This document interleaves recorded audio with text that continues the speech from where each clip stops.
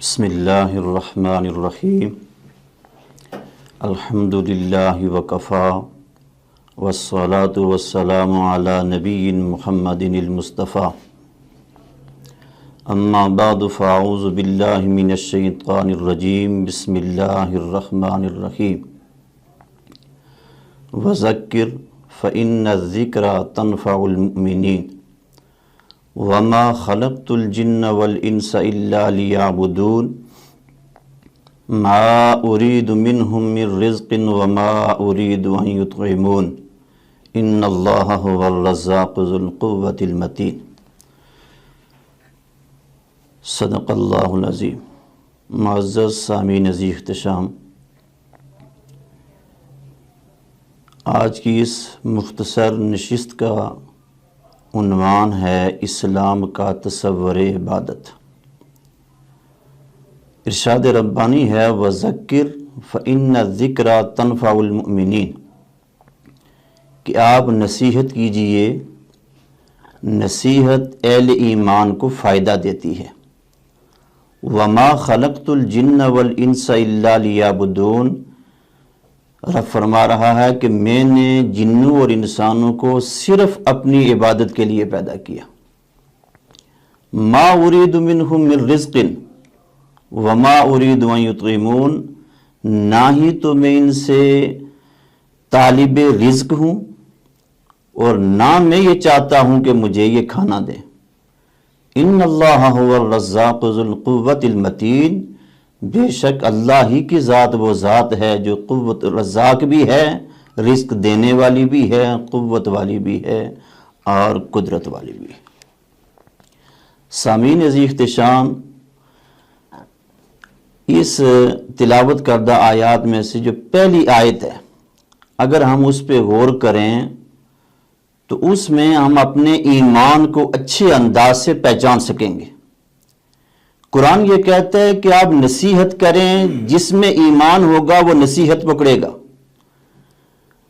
یعنی جس طرح مقناطیس کے اندر مقناطیسیت ہوتی ہے تو وہ لوہے کے ذرات کو اپنی طرف کھینچتا ہے، تو نصیحت جب قرآن و سنت کی باتیں کی جائیں گی تو جس کے اندر ایمان ہوگا تو وہ نصیحت پکڑے گا، کیونکہ اللہ کا قرآن سچا ہے کہ نصیحت ہو اور اہل ایمان ہی پکڑتے ہیں۔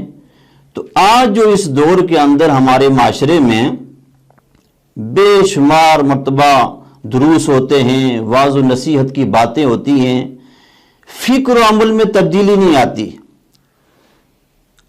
تبدیلی نہ آنے کی وجہ کیا ہے کہ وہ مطلوبہ معیار جو ہے ایمان کا، اس میں بہت کمی ہے۔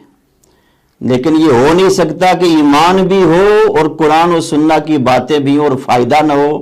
وَذَكِّرْ فَإِنَّ الذِّكْرَ تَنْفَعُ الْمُؤْمِنِينَ، اہل ایمان کو نفع نہ پہنچائے، تو پتہ یہ چلا کہ مطلوبہ ایمان کا معیار اس میں کچھ کمی ہے، ہمیں اس کے اندر مزید کوشش کرنی چاہیے۔ دوسری بات وَمَا خَلَقْتُ الْجِنَّ وَالْإِنسَ إِلَّا لِيَعْبُدُونَ، رب تعالیٰ یہاں فرماتے ہیں کہ میں نے جنوں اور انسانوں کو صرف اپنی عبادت کے لیے پیدا کیا۔ یعنی عبادت رب کل وقتی درکار ہے، شعوری عمر سے لے کر موت تک انسان عبادت ہی کرتا رہے گا۔ اللہ کا مطالبہ یہی ہے۔ اب ہمارے ہاں عام طور پر عبادت کا کیا تصور ہے اور اسلام کا تصور عبادت کیا، وہ الگ چیز ہے۔ ہمارے ہاں عبادت یہ ہے جس نے نماز پڑھ لی، روزہ رکھ لیا، حج کر لیا، زکوٰۃ دے دی، بس وہ عابد ہو گیا، یہ عبادت ہو گئی۔ حالانکہ یہ چند مخصوص عبادتوں کا نام ہے۔ اسلام میں جو تصور عبادت ہے وہ بہت وسیع مفہوم رکھتا ہے اپنے اندر۔ وہ کیا ہے؟ علماء لکھتے ہیں کہ اسلام میں تصور عبادت یہ ہے کہ انسان کا عمل اللہ کی خوشنودی کی خاطر، اس کی رضا کے لیے اس طور پر سر انجام وہ دے کہ اس کے اندر نمود نہ ہو، نمائش نہ ہو، ریاکاری نہ ہو، اللہ اس کے رسول کے فرمان کے خلاف نہ ہو، شریعت کے موافق ہو، تو وہ عمل اللہ کے حضور عبادت ہوتا ہے۔ دیکھیے نبی آخر الزمان حضور محمد رسول اللہ صلی اللہ تعالی علیہ وسلم نے کتنے خوبصورت انداز میں عبادت کا تصور پیش کیا۔ آپ فرماتے ہیں کہ انسان کا کوئی عمل بھی جو اللہ کی رضا کی خاطر سر انجام دیا جائے، یہاں تک کہ کوئی آدمی اپنے بیوی کے منہ میں کھانے کا لقمہ دیتا ہے اس کے لیے بھی اجر ہے. یہ امام بخاری نے تاریخ الکبیر کے اندر لکھا ہے. پھر دوسری حدیث ہے، اس کا مفہوم یہ ہے، حضرت عبداللہ ابن عباس مسجد کے اندر معتکف ہے. ایک شخص آتا ہے، آ کر عرض کرتا ہے حضور میں نے فلاں آدمی سے کچھ پیسے لیے تھے، اب وہ ٹائم آ گیا ہے، مجھ سے مطالبہ کر رہا ہے، وہ میرے پاس پیسے نہیں ہیں، قرض اس کو واپس کروں. آپ رسول اللہ کے چچا کے بیٹے ہیں، اگر آپ سفارش کریں گے تو مجھے یقین ہے کہ وہ مجھے مزید مہلت دے دے گا. آپ مسجد میں اعتکاف میں بیٹھے ہیں اور مسجد سے نکلتے ہیں، باہر آتے ہیں، اس آدمی کے ساتھ جاتے ہیں. جو ہی باہر آئے تو وہ آدمی کہنے لگا حضرت آپ اعتکاف میں تھے، بھول کر باہر آئے یا دانستہ طور پر باہر آئے؟ آپ نے فرمایا کہ میں دانستہ طور پر باہر آیا ہوں، کیونکہ میں نے حضور نبی آخر الزماں محمد الرسول اللہ صلی اللہ تعالیٰ علیہ وسلم سے حدیث پاک سن رکھی ہے کہ جو شخص کسی اپنے مسلمان بھائی کی حاجت کو پوری کرنے کے لیے ایک قدم باہر آگے چلتا ہے تو اللہ تعالیٰ 10 سال کے اعتکاف کا ثواب اسے عطا فرماتا ہے. 10 سال کے اعتکاف کا ثواب اسے عطا فرماتا ہے. نبی آخر الزماں صلی اللہ علیہ وسلم حدیث میں آتا ہے کہ صبح کے وقت صحابہ کے ساتھ مسجد میں بیٹھے ہیں، ذکر ہو رہا ہے. ایک شخص تیزی سے وہاں سے گزرتا ہوا بازار کی طرف جاتا ہے. ایک صحابی رسول رضی اللہ تعالیٰ عنہ نے ایک اپنی سوچ اور فکر کے اعتبار سے بات کی کہ کاش کتنا اچھا ہوتا کہ یہ آدمی بجائے بازار کی طرف رخ کرنے کے ہمارے ساتھ بیٹھ کے اللہ کا ذکر کر لیتا. یعنی بظاہر تو یہ بات بڑی سننے والی تھی، سوچنے والی تھی کہ اللہ کے رسول صلی اللہ علیہ وسلم اور صحابہ یہاں بیٹھے ذکر کر رہے ہیں، تو اچھا یہ تھا بازار میں جانے کی طرف سے یہاں بیٹھ کے ذکر کرتا. حضور نے فرمایا کہ اگر یہ شخص اپنے بیوی بچوں یا ماں باپ کے لیے رزق کے حصول کے لیے، رزق حلال کے حصول کے لیے بازار کی طرف جا رہا ہے تو یہ رائے جہاد میں ہے. ہمارا عام تصور یہ تھا، اگر ہماری سوچ ہوتی تو ہم یہ کہتے کہ یہ عبادت ہے جو ہم کر رہے ہیں.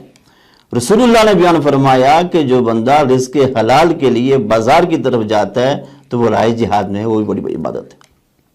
اگر وہ یہ سوچتا ہے کہ اللہ نے مجھے رزق حلال کمانے کا حکم دیا ہے، اللہ نے یہ جو میرے ماں باپ ہیں، بیوی بچے ہیں، ان کی کفالت میرے ذمہ ڈالی ہے، تو میں جو رزق حلال کما رہا ہوں اللہ کی اطاعت میں کما رہا ہوں تو یہ پھر اس کی عبادت ہے.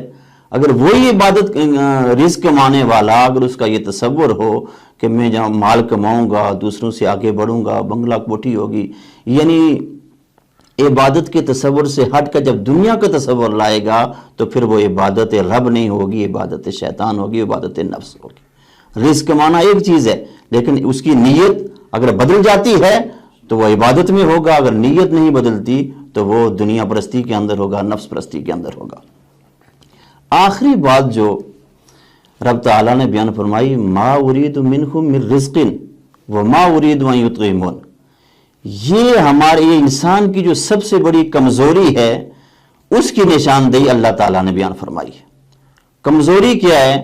یعنی آپ دیکھیں اس وقت معاشرے کے اندر ہم میں سے ہر شخص صبح سے لے کر شام تک اسی رزق کی تلاش میں ہے، رزق کے پیچھے دوڑ رہا ہے. اور اللہ ماشاءاللہ یہ کہ کتنے لوگ ایسے ہیں کہ بس ان کی ریس لگی ہوئی ہے کہ بینک بیلنس کتنا ہونا چاہیے، کاریں کتنی ہیں، کوٹیاں کتنی ہیں. یعنی تصور ہم نے یہ دے رکھا ہے کہ اللہ تعالیٰ کا ہم سے مطالبہ ہے رزق کا. اللہ تعالیٰ کل بروز محشر ہم سے رزق کا مطالبہ کریں گے کہ میں نے تمہیں پیدا کیا تھا، میرے لیے کتنا رزق لائے ہو، کتنا تم نے کمایا ہے. اس لیے اس کی یہ نفی ہو رہی ہے کہ لوگوں تمہاری تخلیق کا مقصد رزق کمانا نہیں ہے، کہ ما ارید منکم من رزق وما ارید ان یطعمون. اللہ فرماتے ہیں کہ نہ ہی تو میں ان سے رزق کا طالب ہوں کہ وہ صبح سے شام تک اسی کام میں مصروف ہو جائیں، تو نہ ہی میں ان سے کھانے کا طالب ہوں، میں رزق تقسیم دینے والا ہوں، ساری کائنات مجھ سے ہی رزق لیتی ہے. تو یہ ہماری کمزوری اللہ تعالیٰ نے اس قرآن کی آخری حصے کے اندر بیان فرمائی ہے. تو ہمیں رزق کمانا ہے، رزق عبادت ہے، رزق حلال عبادت ہے. لیکن وہ جو شرعی اصولوں کے مطابق ہو، وہ جو حلال ہو، جس میں اللہ اس کے رسول کی نافرمانی نہ ہو، اللہ اس کے رسول کی اطاعت میں ہو، تابعداری میں ہو، تو وہ رزق عبادت ہے۔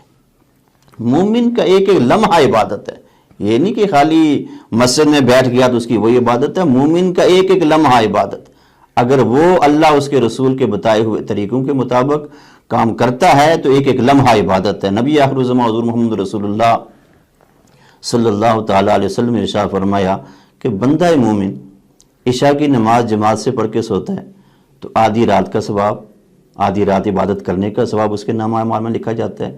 اگر وہی بندہ اگر فجر کی جماعت سے پڑھتا ہے تو پوری رات اللہ کے حضور وہ عابد کنسیڈر ہوگا۔ کتنی بڑی بات ہے کہ آدمی سویا ہوا ہے لیکن اللہ اس کے رسول کے بتائے ہوئے طریقے کے مطابق عمل کر کے وہ سویا ہے۔ جب سویا ہے تو اللہ کے حضور عابد وہ کنسیڈر ہوگا۔ تو اس لیے ہمارا جو تصور عبادت ہے وہ بہت محدود ہے۔ اسلام کا تصور عبادت بہت وسیع ہے، بہت لامحدود سا وہ تصور ہے۔ بندہ مومن دنیا کا کوئی کام کرے، نماز پڑھ رہا ہے، مزدوری کر رہا ہے، دیگر پڑھا رہا ہے، یا کوئی بھی دنیا جس کو ہم کہتے ہیں دنیاوی کام، اللہ اس کے رسول کی اطاعت میں اگر وہ کام کر رہا ہے تو وہ عبادت ہوگا، اور اللہ اس کے رسول کے ہاں اس کو عبادتی شمار کیا جائے گا۔ اللہ تعالی ہمیں تصور عبادت کو سمجھنے کی توفیق عطا فرمائے، اور ہمارا ہر عمل اللہ کے ہاں نیک عمل، جس کے اندر ریا نہ ہو، جس کے اندر نمود نہ ہو، اللہ اس کے رسول کی رضا شامل اللہ اسے قبول منظور فرمائے۔ والسلام علیکم ورحمۃ اللہ۔ ایڈ بنوائیں، کاروبار بڑھائیں۔ اپنے کاروبار کے لیے کمرشل ویڈیو ایڈ بنوائیں with creative script, professional voice, full HD video, صرف 5,000 روپے میں۔ مزید معلومات کے لیے فوری رابطہ کریں۔